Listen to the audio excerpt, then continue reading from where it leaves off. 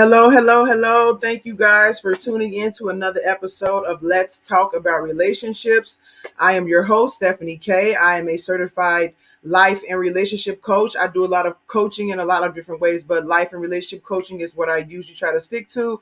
And I do it all from a biblical perspective. And so I started this show about a month and a half, maybe 2 months ago now, where I wanted to just focus on different topics concerning relationships. And so far, I've had a show about dating. I've had a show about preparing for marriage. I had a show about baggage, how our baggage interferes with our relationships as we get older.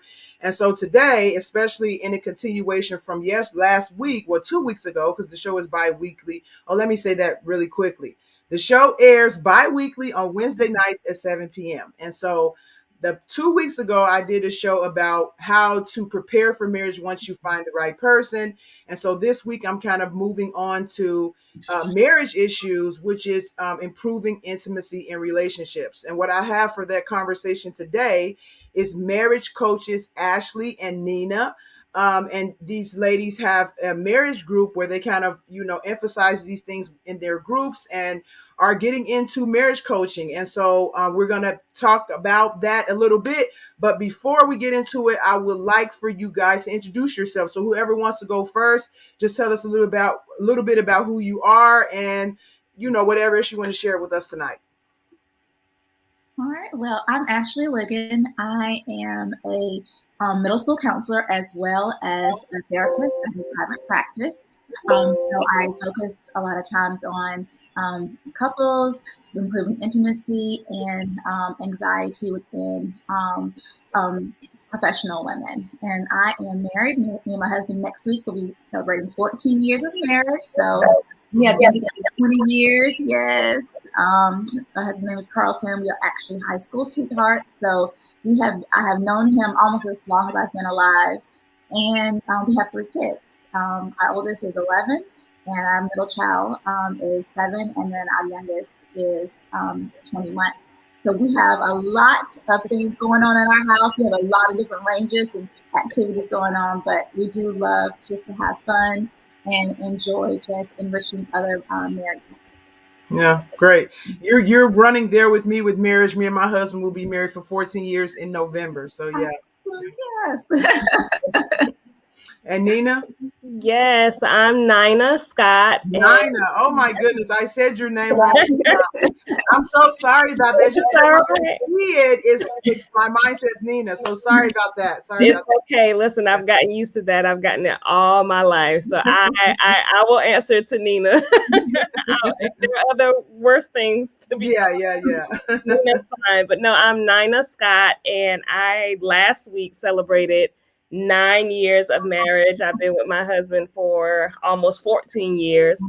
We have 2 children, a 5-year-old and a 4-year-old. So we are active over here as well.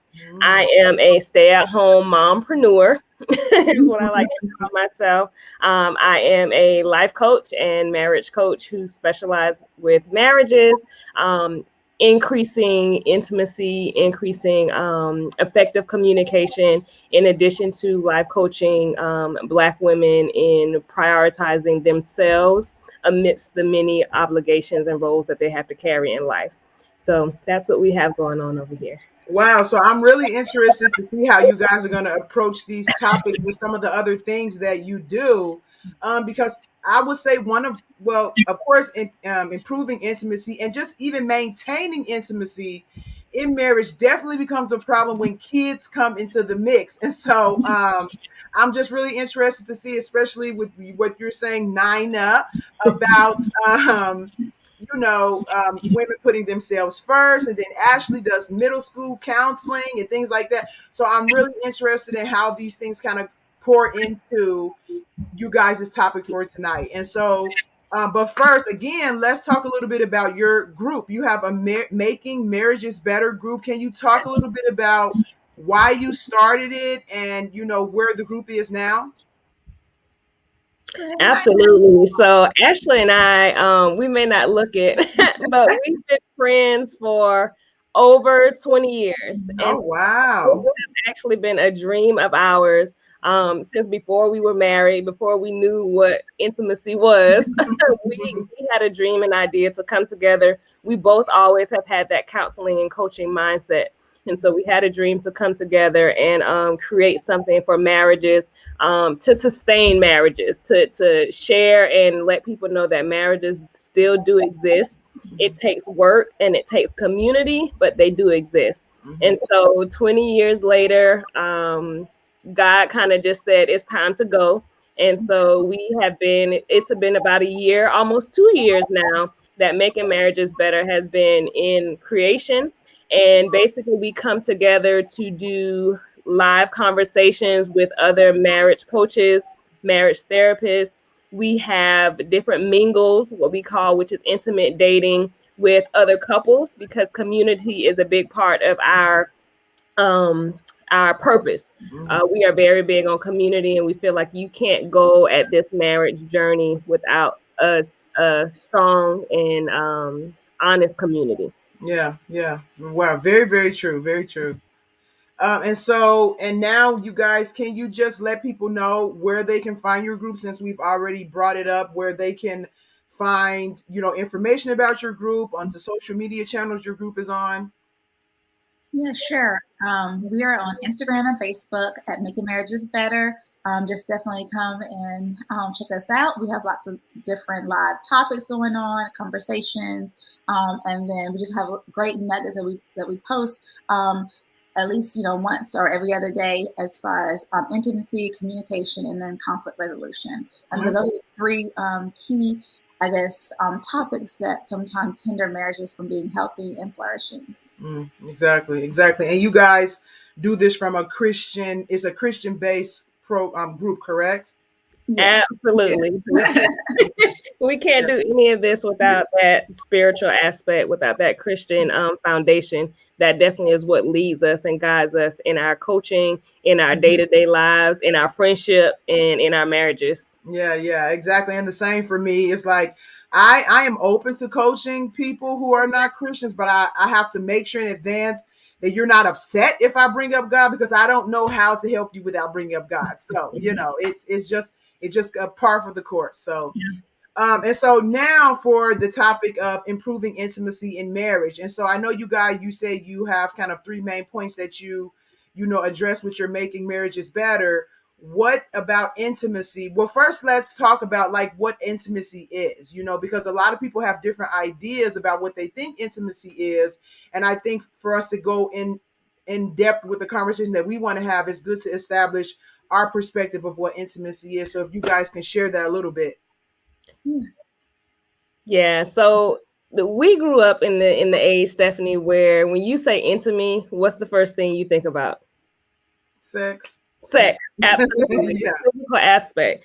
But we, throughout our marriages and throughout our coaching practices and counseling practices, we have come to the understanding that intimacy is an intentional choice to engage, to show vulnerability, and to show accountability for your thoughts, your past behaviors, and for just different areas that you need to work through, right? And so physical intimacy is a major part of a marriage. We know that. But in order for physical intimacy to be enjoyed to the level that it can be, other aspects of intimacy need to be nurtured as well. And when we say other aspects, we're talking about spiritual intimacy, financial intimacy, emotional and mental intimacy.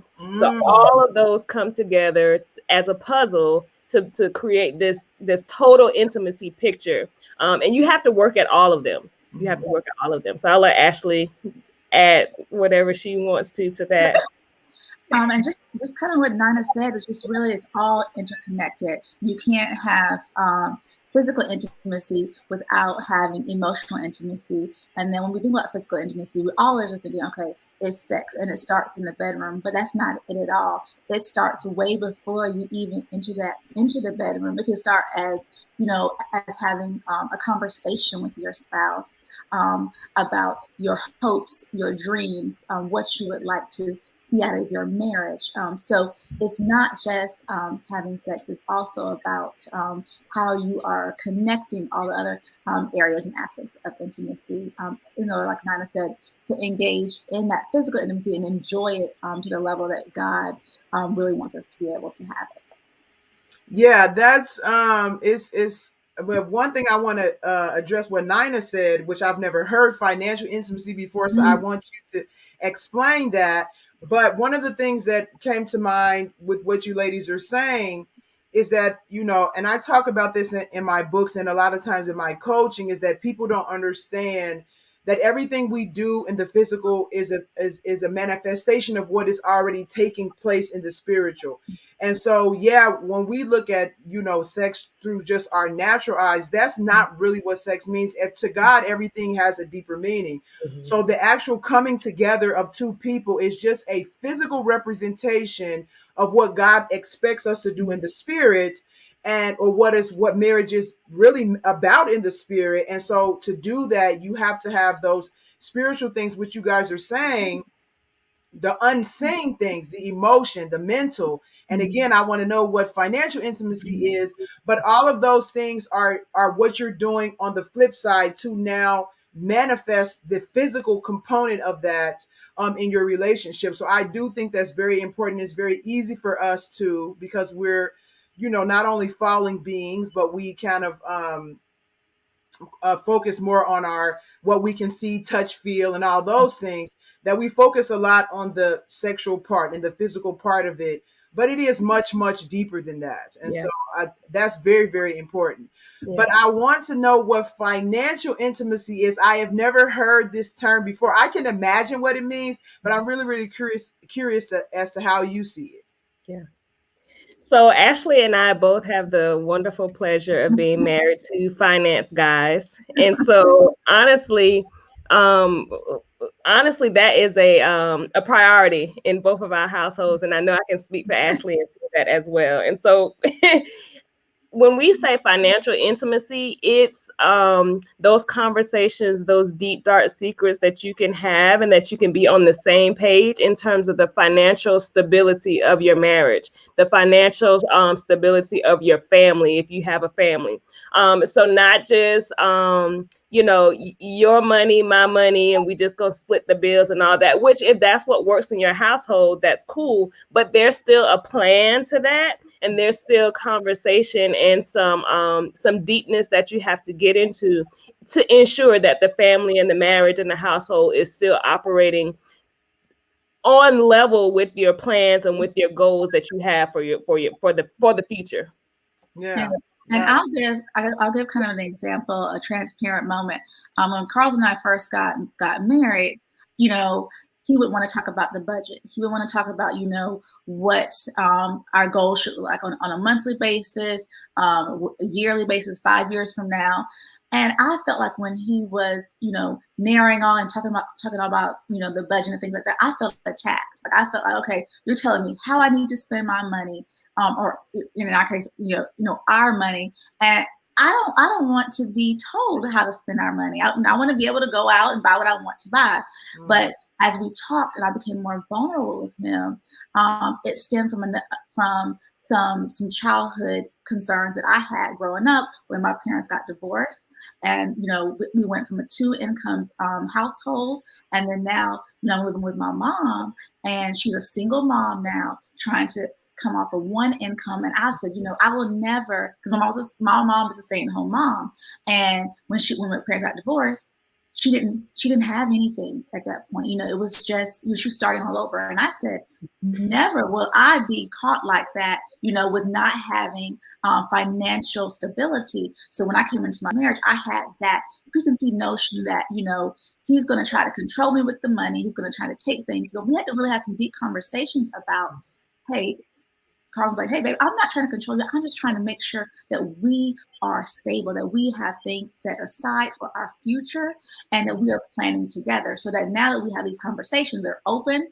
they're vulnerable, and I come up with a different mindset of we are working together, and it's a place where we can grow, and not a place where it's from a controlling standpoint. So. Wow. Wow. That's really, I mean, it's really interesting because you hear a lot of people have money problems within Mhm. marriage. And, I mean, even when you talk about like people who get married and they have prenups and things like that, and it sounds very like you don't fully love the person. But when it boils down to it, people are personal, like don't play with their money. You know what I'm saying? And so yeah, it's a physical thing. And when it comes to spiritual stuff, you would think that money is the furthest thing from that, Mhm. but being able to be open about your finances is a very, very deep level of Mhm. trust, because there's not a lot of people in your life that Mhm. you're going to be, especially as an adult, Yeah. that open with about your money. Like that's private, and you can kind of call it, like you say, you want to do it how you want to do it.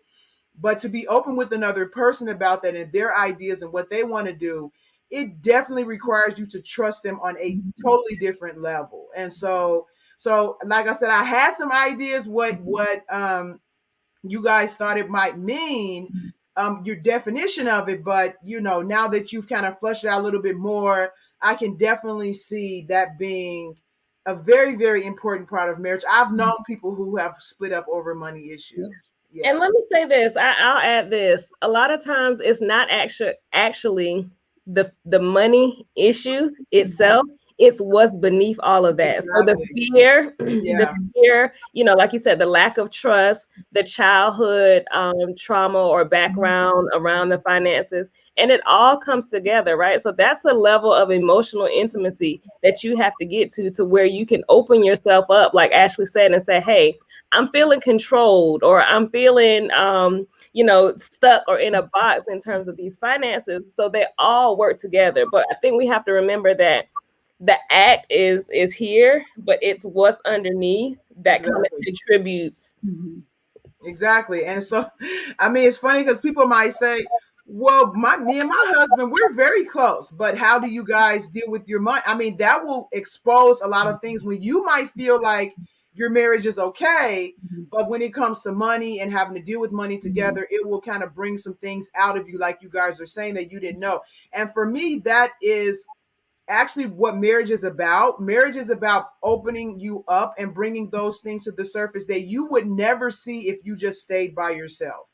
And so God does that, within marriage. He uses both partners to kind of work on each other to expose those things, because once they are exposed, that's how you can work on them.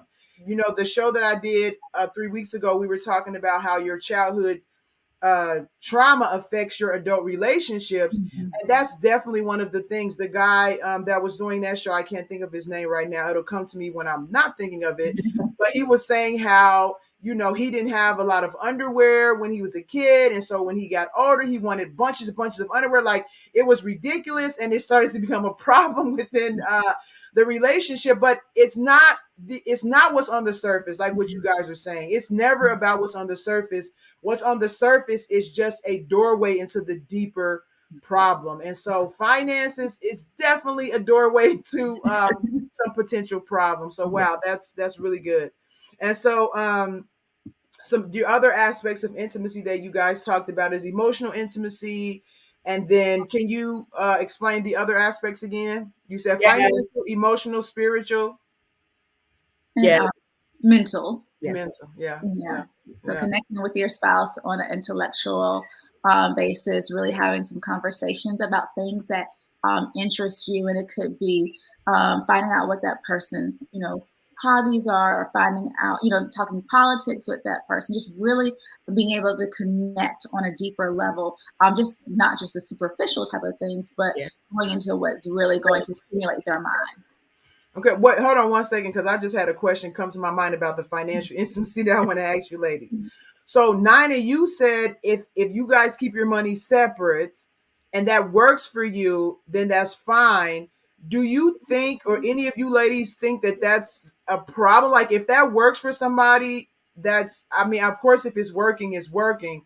But do you think also a problem at the same time, or do you feel like if that's an agreement that two people come together, it's okay? Like, how do you guys see that? Because if you just keep it separate, it kind of leaves some things maybe unaddressed. So I'm just wondering what your perception about that is.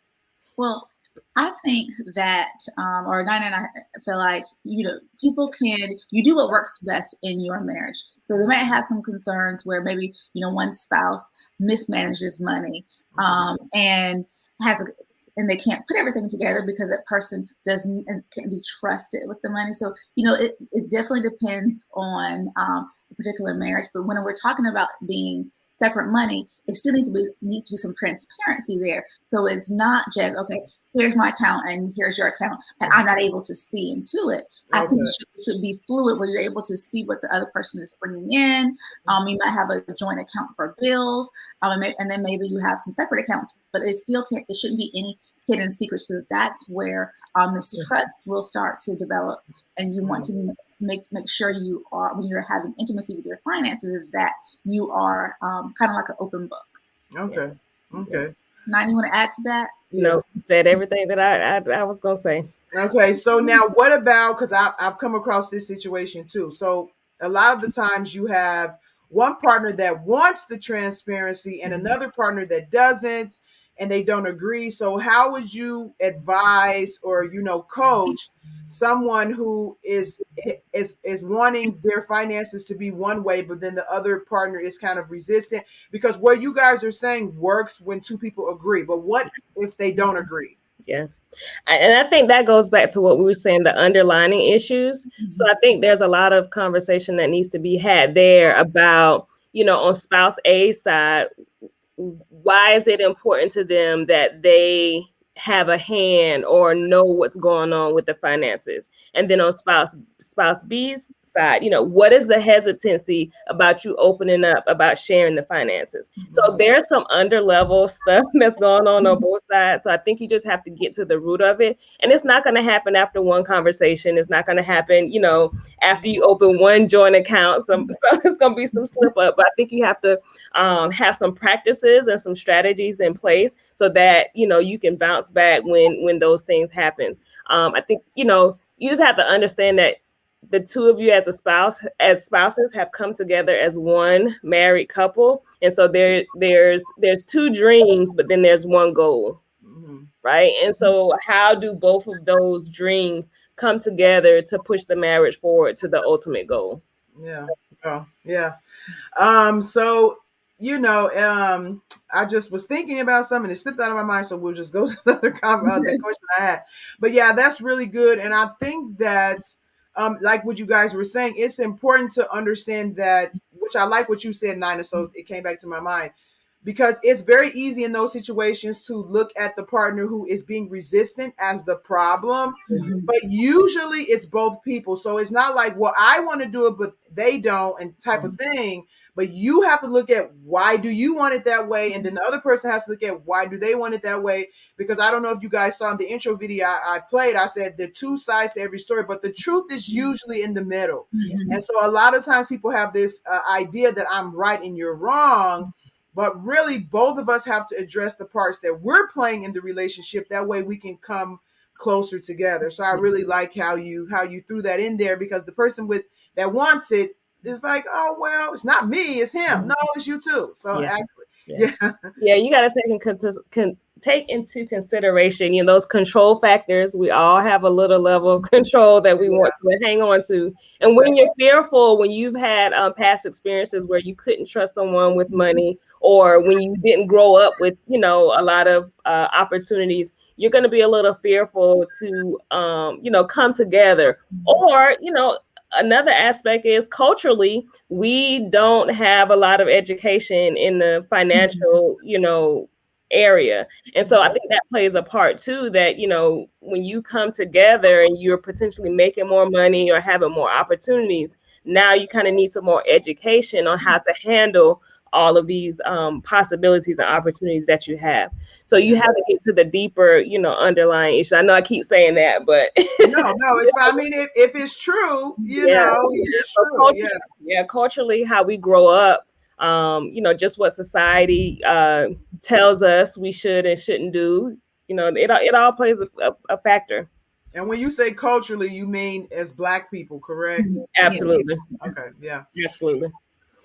Another thing that I like that you mentioned is that it's a work in progress. Like, you shouldn't expect, the problems to be fixed overnight. Sometimes you have to kind of inch your way towards it. Mm-hmm. One thing that I've learned in my 14 years of marriage is that whenever you get to a place where you're trying to make your partner do something, you're automatically in the wrong. You have to allow them the space and the time to come to certain decisions on their own. And when you start trying to force somebody's hand in something, or even trying to make them think a different way, you're actually like trying to be God, because God doesn't even do that to us. He doesn't try to make us do anything. And so we don't have a right to try to make another person do anything. Like, you can, make your claim, explain yourself and stuff like that, but you also have to give that person space and time to, make their own decision. And if you guys have to gradually work towards that is perfectly fine. It's nothing to be upset about, because it's not moving or happening fast enough and things like that.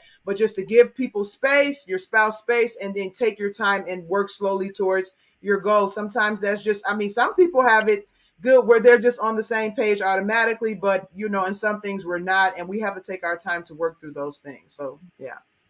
Definitely. Okay, now back to mental intimacy. Yeah. I think another part of the mental aspect that we don't talk about a lot, that's becoming more prevalent in today's world, is just the mental health issues.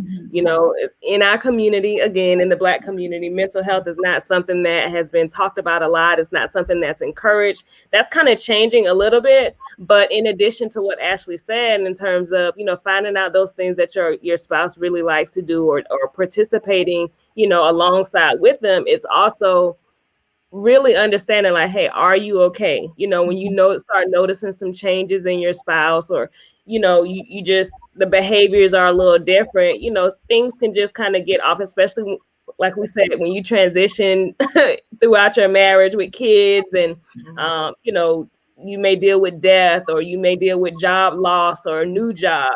All of those transitions are gonna shape your mental capacity a little bit. So it's important to continue to just check in with your spouse, and figure out what's going on and what ways you can better assist them. Not tell them what to do, but what ways you can assist them to a better place of just mental health for them. Yeah, and so it sounds like from what you both ladies are saying, as far as mental intimacy, it's about communication. And so I mean, just like with financial problems in marriage, communication is also one of those top problems in marriage when it comes to people kind of drifting apart and things like that. And so it sounds like what you ladies are saying is to just keep that communication open, whether it's talking about politics or finding out, then, if they're acting weird or if something's going on, but just to make sure that communication stays open. So how do you connect that? Because a lot of times when people talk about mental health, it's looked at like, which is, again, like, I guess the stigma in the Black community, mental health is more so associated with like schizophrenia and, things like that. But I don't get the sense that that's what you're talking about. So can you kind of, if any of you ladies want to kind of chime in on exactly what you mean by mental health? But think everyday mental health, not like mental health. Yeah. Because if you're working, or if you're staying at home, or whatever you're doing throughout your day, it's taxing on our bodies. So that can be anything from stress management. It can be anything from feeling like you don't have time for yourself. So mental health is a variety of things. But right now, I think, especially in the African American community, it looks a lot like stress. It looks a lot like, I have a lot on me, and how am I able to be able to compartmentalize or cope or work through those challenges of life. So when I'm thinking about mental health, and Nina can say what she feels as well, it's like, how am I able to carry the day-to-day load of what is going on? And as a wife, how do I support my husband to say, it's okay to not be okay today? How can I help you to help you process that, or work through it? It could be something as simple as a wife saying, hey, hon, you haven't had a night out with your friends in a while. I can tell that your work is getting to you. Go ahead and have a night out, or go up to the bonus room and relax. I have the kids today, so as a wife and as husbands, we need to recognize when our spouse is struggling, but then also we have to do a check-in with ourselves and say, you know what, I'm kind of off. I snapped at my husband or I snapped at my wife today. And just being able to acknowledge where you are and how you can work through that. Yeah. You said bonus room. That's another thing I haven't heard before. And it sounds like a very nice place that you have in your house, but I don't have any bonus rooms. So I would like one though, and I'm gonna look that up and put me and my husband are supposed to be buying a house soon. So I'm gonna make sure I give me that bonus room Yeah. in our house. So um And, so yeah, and for those, we don't want people to feel like they have to have a bonus room, No. right? So, yeah. you know, you have a sidewalk. You know, you have a grocery store that's close. I mean, a lot of people don't like to say Target can be some self-care, but if you don't have any distractions and you can walk up and down the aisles of Target and not let it interfere with your financial goals, Yeah. you know, take the time that you need. So just getting away, I think is what And, and, actually. it- and maybe you want to get in your car and take a drive. I remember it was right after I had my middle child, and I just needed just a time where I could just gather my thoughts and just not be mom, not be wife, just be Ashley. And I got in my car and I just drove, and sometimes I might play that music, sometimes or I might just sit in silence. And I just needed that. And it didn't have to be a bonus room or anything fancy. I just got in my car and it was just with my own thoughts. So it can just be something as simple as that. And sometimes you have to recognize that for yourself. But if I'm not in a place where I can recognize it for myself, hopefully we have built enough intimacy between me and my spouse where they can recognize it for me and say, hey, you need that time. So, and I think Nana and I, we didn't talk about this, but you need to do some check-ins, whether it was weekly or daily with your spouse. That's one way to really increase intimacy and say, how what kind of spouse have I been to you this week? What can I do to be better to make you feel more loved? Or, how are you doing? And I don't mean, you saying fine, I'm good. No, really, how are you doing? What are some things that have been bothering you? Or what are some things that you feel like you are doing really well and that you're proud of? So I would just say checking in with your spouse gives you a chance just to really increase that intimacy and let the person know that your spouse know that I'm into you and I care about what you're going through. Exactly. Wow. Wow. Did you have anything you want to say, Nina? No, just Ashley brought up our favorite strategy, making marriages better.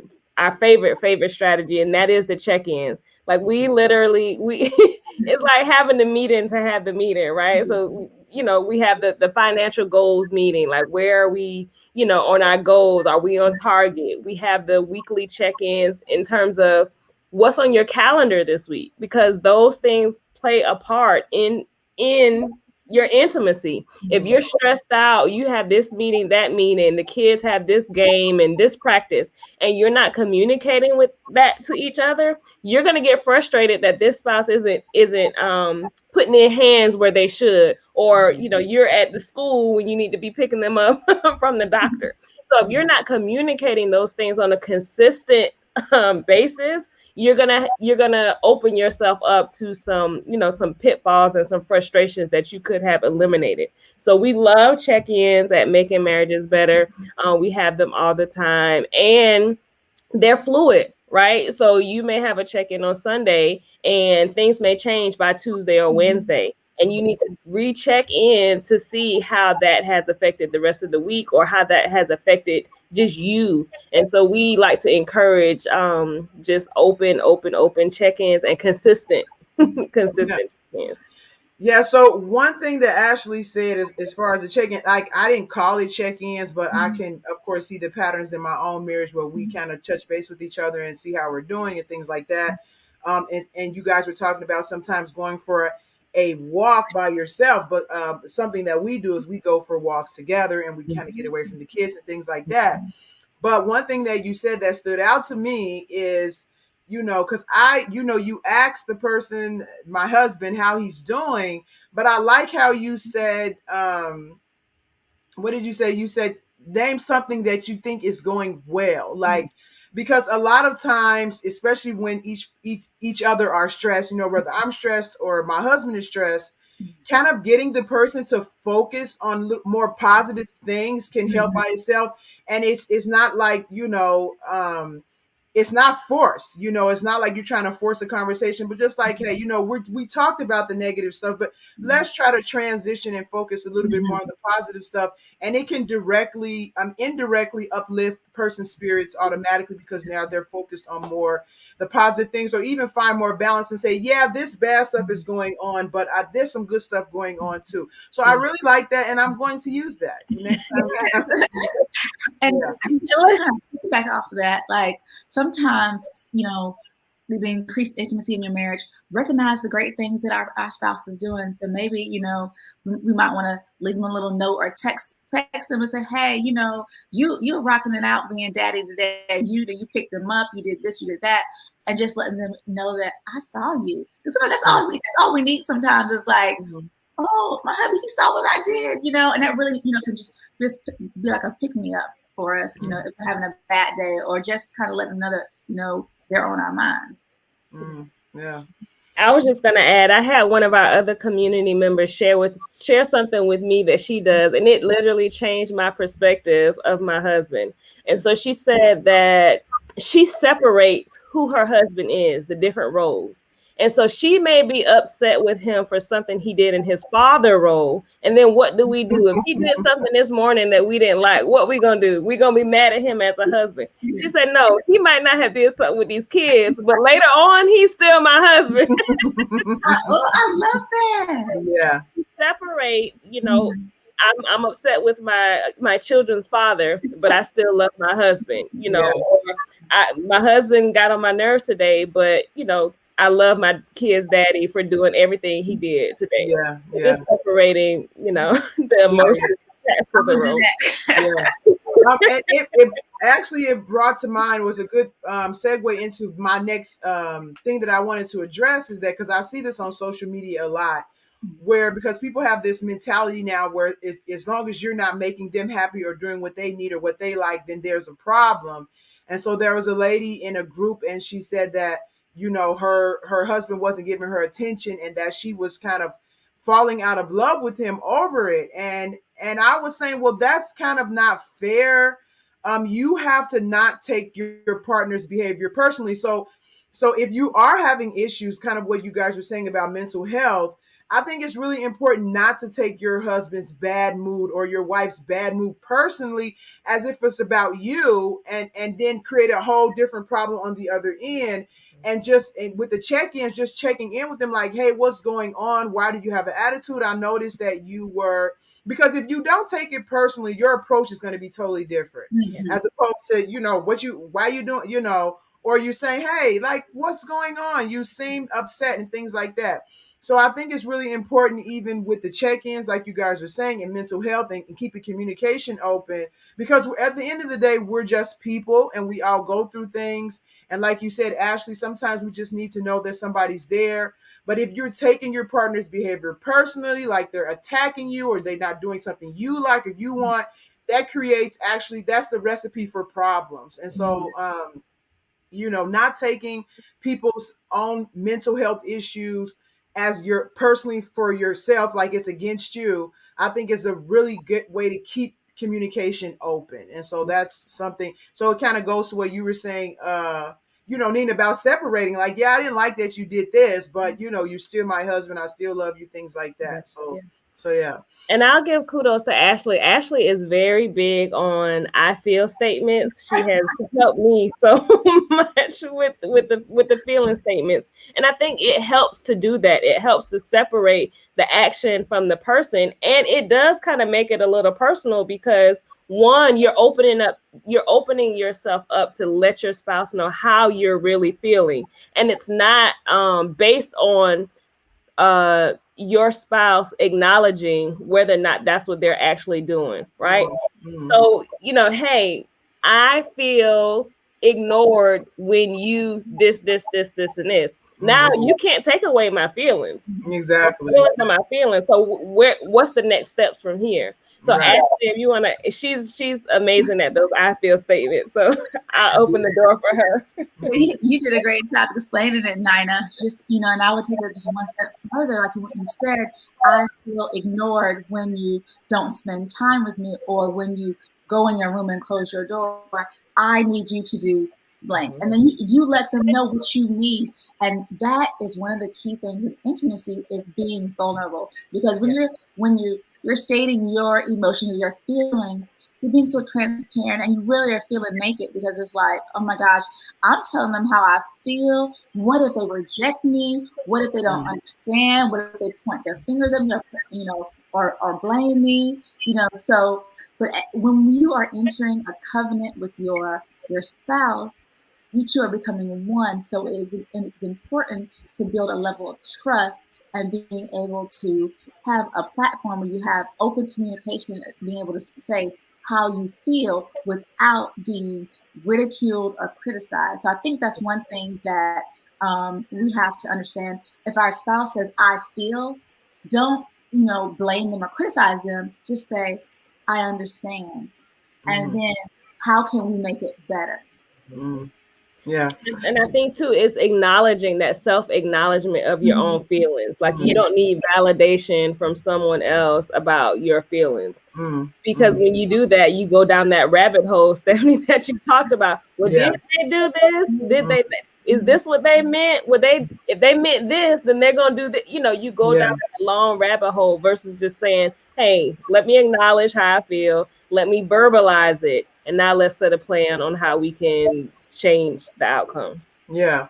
And so what would you ladies suggest to women who, and even men, because I don't want to just make it seem like it's about women, people who do not have that ability to be, I don't want to say the ability to be vulnerable because we all have the ability to be vulnerable, but what if they don't feel like their vulnerability is kind of respected, like what you said? What if they do feel like, well, if I'm vulnerable, he's going to reject me, or if I'm vulnerable, he's not going to care. So how do you deal with, and I keep saying he because we're all women here, but I want to emphasize that I know this does not just happen to women. I've seen it in the same end with men. So, but what would you suggest to people who do not have the freedom to be vulnerable in their marriages and have it respected and honored and things like that? I would say you start with that self-work. That's where it starts. Because in those situations, and I can be honest and speak from experience, that's when you're looking to your spouse to fulfill certain emotions within you that's not their responsibility. Oh yes. So when you do that self-work and when you aren't looking to them to validate your feelings and validate your experiences, then you kind of gain that self-confidence that you can speak up, and you can say what you need to say and express how you're feeling. And it's not even about them changing or them, it's you making the change within you. Because like we said earlier, you can't make anyone else do anything and you can't change anyone. All you can do is change your response. All you can do is change how you express your feelings and your emotions. And then, if you do it in the right way, they'll if they are willing and they are there for the marriage, they'll adjust. Yeah. It's that self-work. That's where it begins for me. Yeah. And I also think you can start small. So maybe you don't feel like you're able to open up and be vulnerable about something that is, big, about feeling like ignored or rejected. Maybe you start small about, what you being vulnerable about something, very minute.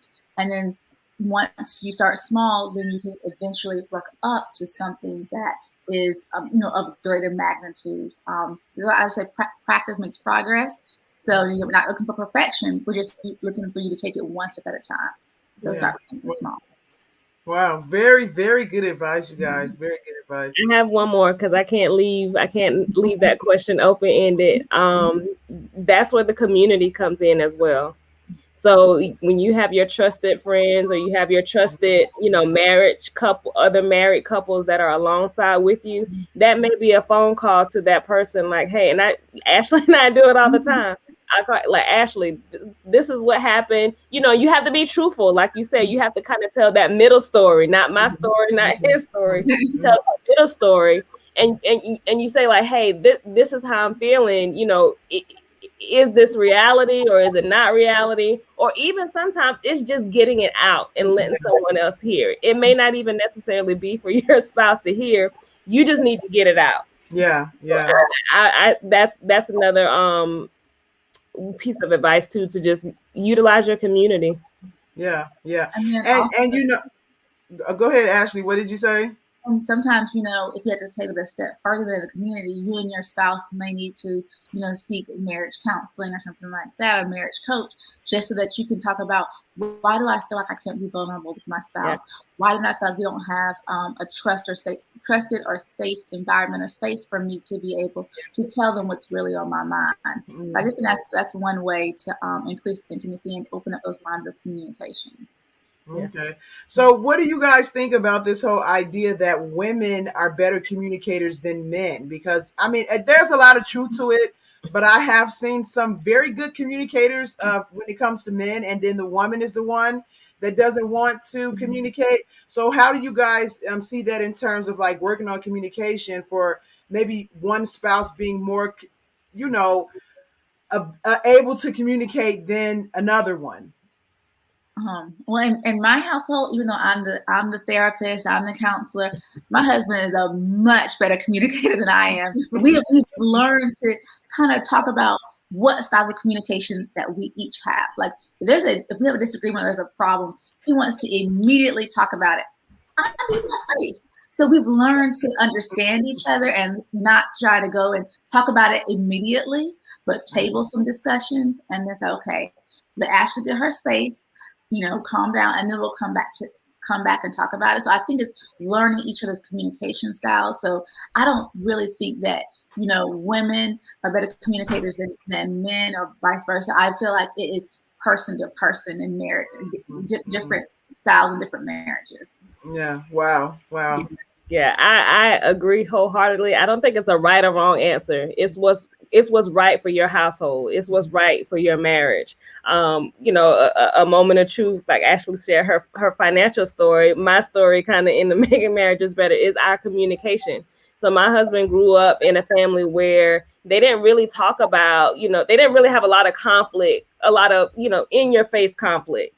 And disagreements were very mild tempered, just conversation based. Where in my household, it was the wrestling, it was WWE, it was the wrestling match, and not that all of them were conflict related. It's just we were very loud we are a Mhm. very loud and rambunctious group of people, and so when you got us together, it could seem, a little off to someone who grew up like he did. And Yeah. so it took us years. And I mean, it took us a long time. Like I said, we've been together 13 years to kind of find that middle ground and find what works for us. So not to, and we did come into it like I looked at him and said, "No, your communication style is wrong." And he looked at me and said the same thing, but it was just a matter of figuring out what was right for us and Yeah. what worked in our marriage. So I think it's trial and error.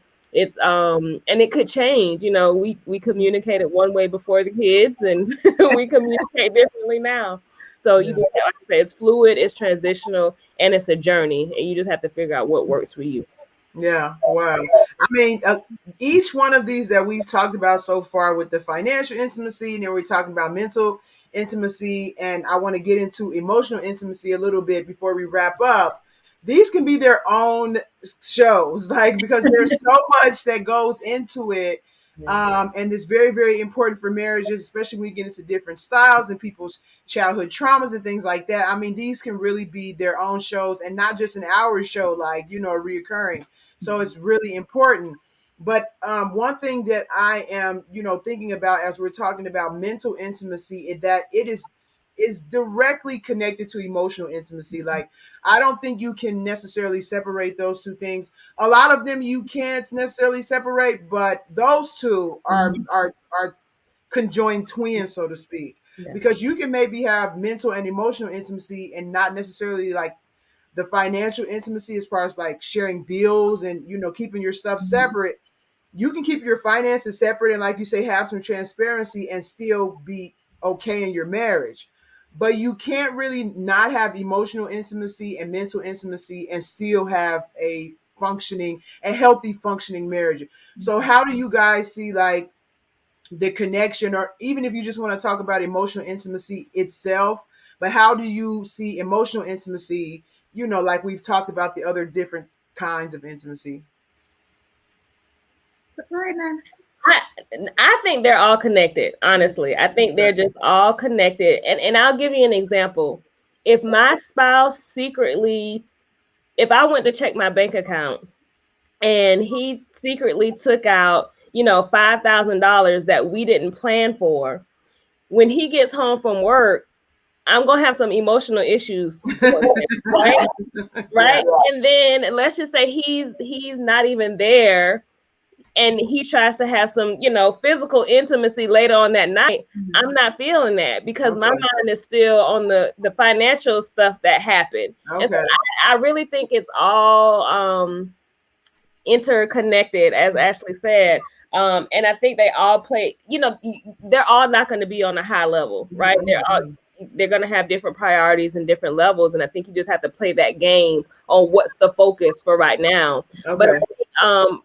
it's kind of like intimacy in a marriage is like the actual game. Like when you watch ESPN or you watch, the news, they're giving you the quick snippets. And that's what people want, the quick snippets. But that intimacy throughout the day is layered on top of every action, every word, every caress. If you walk by and, we're working from home, caress your husband's back or, kiss your wife on the cheek. It all layers on top of each other. Okay. If you have imparted or if you have given me some strong emotional intimacy today, I'm more willing to sit down and have a difficult conversation about you taking that $5,000, out of the account. So in my opinion, in my approach, I think they're all connected. Okay, yeah. I mean, I definitely can see that, where one will overlap or interfere, whatever, with the other. I'm just thinking about some couples that I do know that keep their finances separate. And I would think, based on you guys' definition, that wasn't intimate, but it's not my marriage. So I'll just stay out of it. So I'm just saying, like, it seems to me that some people can keep their finances separate and still have a emotional healthy marriage, but that's from the outside. That's not from the inside. So, maybe I'm misspeaking on that in general, but I just, I see a very, very strong connection between mental and emotional intimacy, like you were saying, Yeah. because everything you say and do is going to affect how you feel, Yeah. emotionally. So, Yeah. Ashley, did you want to kind of chime in there? I think Nina, she really put it really great. I just think sometimes there is a disconnect with emotional intimacy because of maybe lack of trust or feeling like you can't be vulnerable, and not because your spouse has given you any reason that you can't be vulnerable, but some things that you need to work on within yourself to learn how to open up. And I think especially in the Black community, a lot of times, especially as women, Black women, we feel like we have to shoulder everything. And sometimes it takes a long time for us to learn how to be vulnerable with our spouse and let them to a place where we feel emotionally naked. And I say emotionally naked means like you are bearing it all. And a lot of times it's difficult because what we have seen our mothers do, our aunts, or our grandmothers do. So I think it takes a lot of practice to be able to open up to your spouse at that level. But once you start opening up, you're going to see a lot of the other areas of intimacy thrive because you are letting them into a place where no one else gets to see you.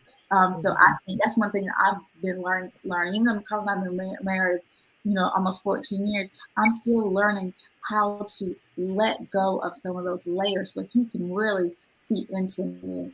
So that when we are having that physical intimacy, it is going to be such raw emotional passion in there because we have laid it all out, so to speak.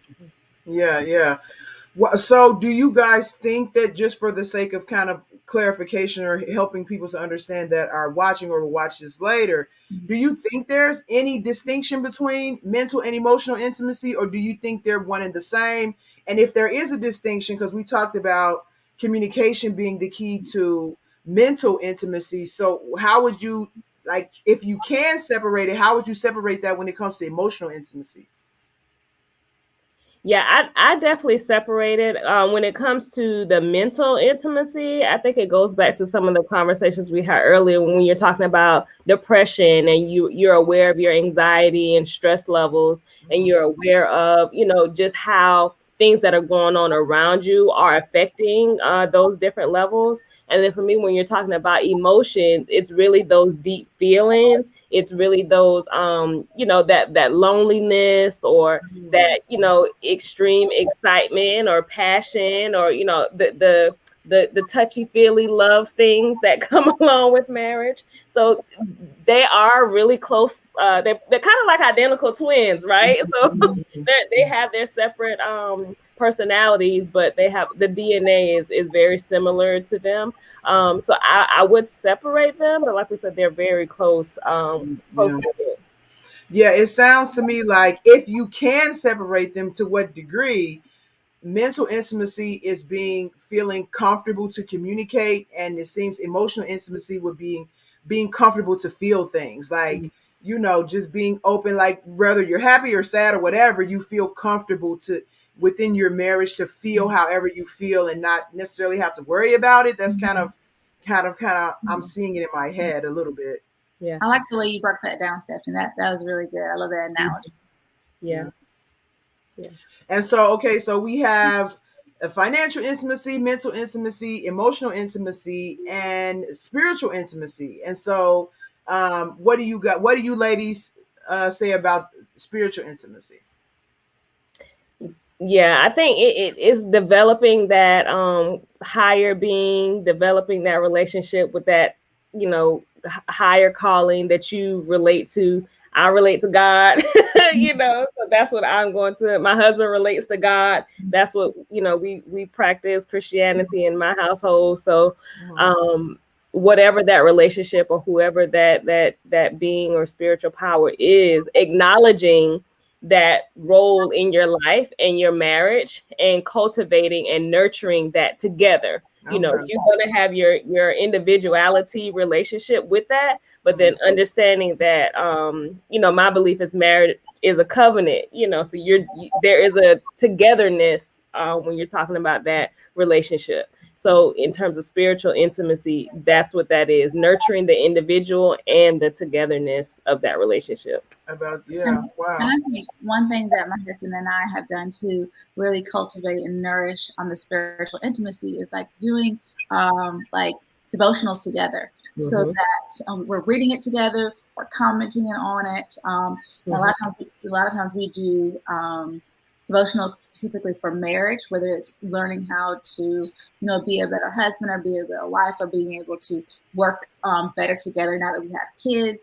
So I think that is one way that we have been able to bring God into our marriage and making sure that He is in the center. And we're learning just to work together and see what God has to say about marriage and how we can go about it His way on day to day.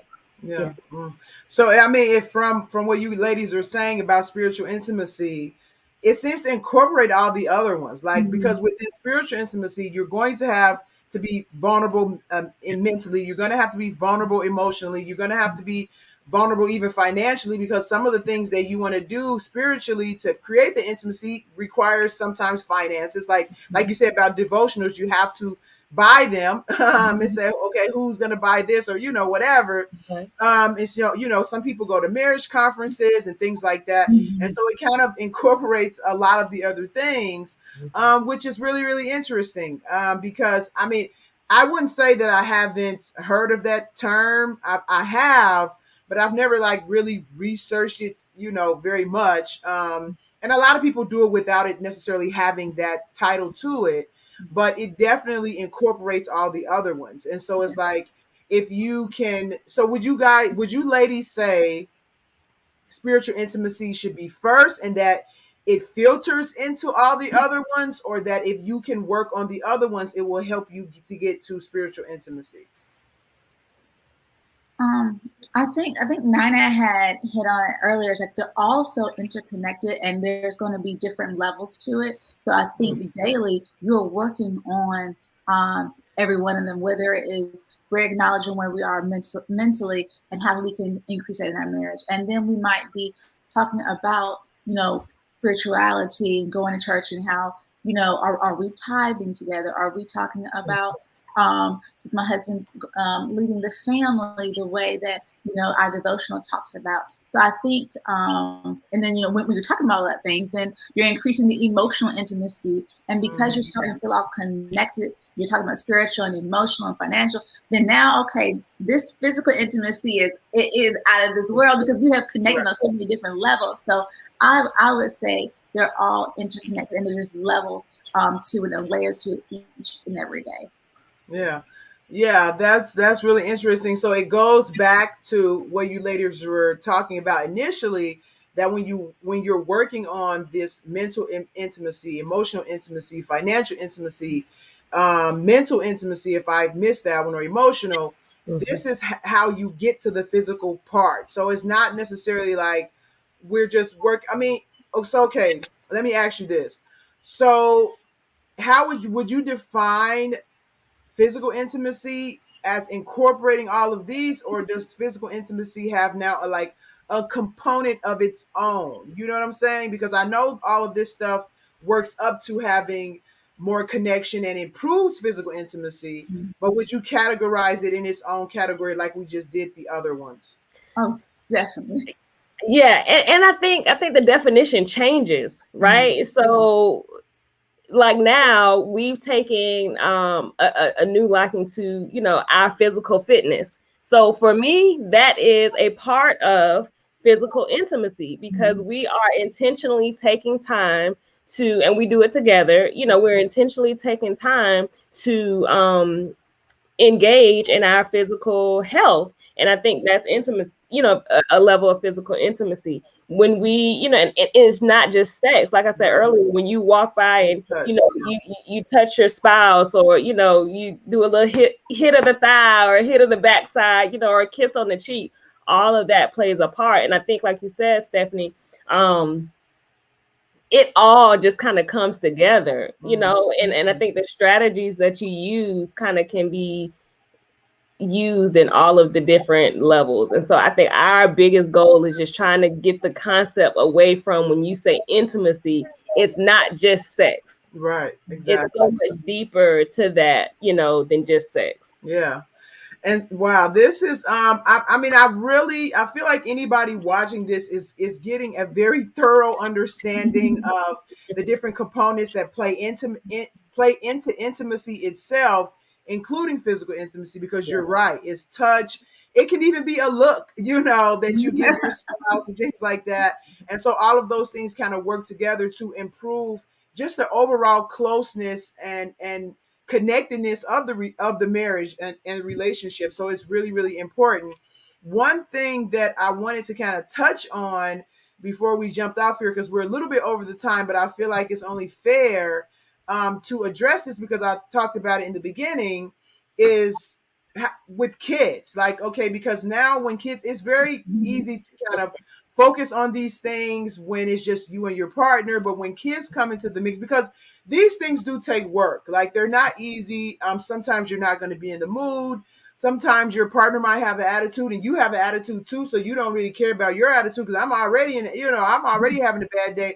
And so it really takes work to kind of push past your own feelings and your own thoughts, and, to put some work in, to put some time in, to put some money in, to make sure this intimacy is kind of flourishing and being nurtured in the relationship. So it's already difficult without kids. But when kids come in, so I feel like it's only fair to kind of add that component to the conversation. Like, how do you do these things when it comes to kids, or how do you keep them in the forefront of the relationship when you have small kids? And just so you ladies know, I have 5 kids. So I have a lot more going on than I think Ashley, you say you have 3, and Nina, you have 2. So I have the 5 combined from what you guys are doing. So any pointers you can give me on that would be great. Well, I'm gonna tell you one thing. So I tell you, I have like a variety of ages. I have an 11-year-old, a 7-year-old, and a 20-month-old. So they all need different things. And my oldest daughter loves her one-on-one time with us. So, she's going to bed later than the rest of the kids. So when it's like 10:30, she's wanting to come downstairs, and we have to say, okay, we got to cut you off. You let me get 2 days a week where you're coming downstairs, or 3 days. But those other 4 days is mommy and daddy time. So you have to carve it out and make sure you're intentional about it. And it might not be, long and drawn out, like before you had kids, or or when you're on vacation and things like that. But you're being intentional about that time, and that of course, there's some days neither one of you might be feeling it. But I think it's just about being intentional about carving that time out for one another, and not allowing other things to take that time away from you and your spouse. Yeah, I'll just piggyback. I think a lot of times in marriages, people put their children first. Mm-hmm. And when you're talking about intimacy and the longevity of your marriage, that's not my approach. Mm-hmm. My children know that we love them dearly, but at some point they're going to leave the house, and my husband and I are going to be left with each other. So we're very, like Ashley said, very focused and very intentional on spending that time and developing those ways, and sometimes incorporating them in some of the things that we do so that they can grow up, to have a different understanding of what intimacy is, that they can have a different understanding of what communication and being emotionally stable, on their own, what that looks like, what it looks like to have a disagreement, and what it looks like to have, a conversation about your feelings. So we do include them, on some things, but in other areas we don't, because it's just not for them. It's just not for them. So you just focus. Yeah. It's also about being a role model, for your kids, so that they can be able to see what intimacy looks like in marriage. So, my son was like, "Oh, our anniversary was coming up," and me and my husband went away this past weekend, and my son was like, "Oh, it's our anniversary. Where are we going?" Honey, it's my, yes, it's not anniversary, but it's mommy and daddy's time. So I think it's about showing them what a healthy relationship or what a healthy marriage looks like, so that when they, become husbands or wives, they'll be able to incorporate that kind of stuff, be able to know, okay, daddy took mommy on a date, so I'm going to start doing that when I get married. Or, mommy and daddy went away for a weekend. It's okay to leave your kids. They're going to be fine. And, trusted, family member or trusted friend. We all swap, one weekend you keep all the kids, and next weekend the other couple keeps all the kids. Yeah. So, you're making a community, like Nina and I said, for your marriage, and so that you're putting intimacy as a priority. Yeah. Wow, this is very, very good. And I mean, I feel like we can go on. Of course, we can, but we're a little bit over time, and so I want to wrap this up. I kind of feel like I rushed maybe the tail end of the conversation. We didn't go in depth with the last of the few points as we did with the first one, just because for time. But I mean, I am definitely interested in having you ladies back. I think this is really, really good for even men watching, women watching. Like, these are things that are true for every marriage. There's no marriage that these things are not a factor in, and they don't need to be nurtured and worked on.